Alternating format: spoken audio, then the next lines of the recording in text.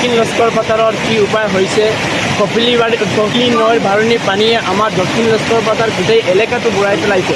এতিয়া আমাৰ নৈপৰীয়া অঞ্চলবিলাকৰ বহুত বেচাহাৰা অৱস্থা হৈ গৈছে। নমস্কাৰ দৰ্শকসকল, ৱেলকাম টু মিডিল অসম। লংকাৰ মৰা মই ইফতিকাৰ আলম আৰু আপোনালোকে চাই আছে মিডিল অসম। বৰ্তমান আমি উপস্থিত আছোঁ দক্ষিণ লস্কৰ পাতাৰত।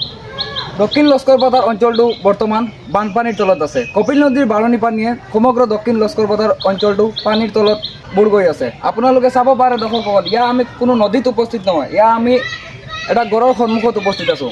এয়া আমাৰ ওচৰত দাদা আছে, আমি দাদাৰ পৰা তেওঁলোকৰ সমস্যাৰ বিষয়ে জানিব। হয়, আপোনালোকে নিশ্চয় প্ৰত্যক্ষ কৰি আছে আমাৰ কপিলী নৈৰ বানপানীয়ে দক্ষিণ লস্কৰ পাতাৰবাসীক সকলোকে একেবাৰে জুলুঙা কৰি পেলাইছে। মানুহ থাকে ঘৰত, কিন্তু এতিয়া আছে মাতাউৰিত। মানুহৰ এনেকুৱা অৱস্থা হৈছে, মানুহ য'তে তাকক কিয় এতিয়া গৰু বাছৰি বা জীৱ জন্তুৰ কাৰণে বহুত একেবাৰে খাদ্য অনাটনি হৈ পৰিছে। গতিকে আপোনালোকে নিশ্চয় প্ৰত্যক্ষ কৰিব পাৰিছে আমাৰ দক্ষিণ লস্কৰ পাতাৰবাসীৰ কি অৱস্থা হৈছে। আৰু দক্ষিণ লস্কৰ পাতাৰৰ কি উপায় হৈছে কপিলী নৈৰ ভাৰণি পানীয়ে আমাৰ দক্ষিণ লস্কৰ পাতাৰ গোটেই এলেকাটো বুৰাই পেলাইছে। এতিয়া আমাৰ নৈপৰীয়া অঞ্চলবিলাকৰ বহুত বেচাহাৰা অৱস্থা হৈ গৈছে। মানুহবিলাকে য'তে ত'তে আশ্ৰয় লৈছে, কিন্তু গৰচীয়া পশু জন্তু আছে, যিবিলাক গৰচীয়া জন্তু আছে সেইবিলাকৰ উপায় নাই, এতিয়া উপায়হীন হৈ আছে।